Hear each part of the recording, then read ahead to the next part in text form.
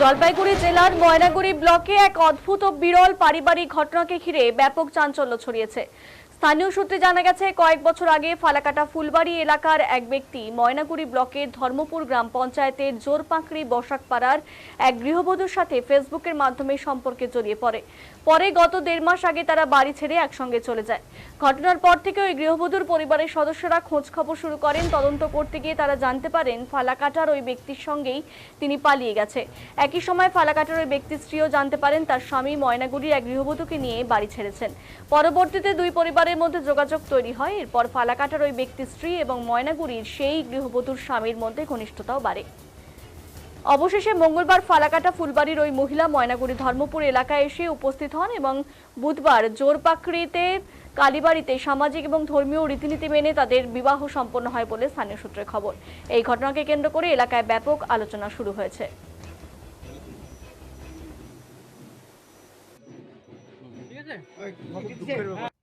দাদা, আজকে আপনি বিয়ে করলেন, কি হয়েছে, কি বিষয় আজকে হঠাৎ বিয়ে করলেন মন্দিরে? আমার বাড়ি থেকে আমার বউ গেছে 1 মাস 10 দিন হয়ে গেছে। আমার বউ ছিল না, তার জন্য আমি বিয়ে করলাম। বউ চলে গেছে, বিয়ে করলেন আজকে।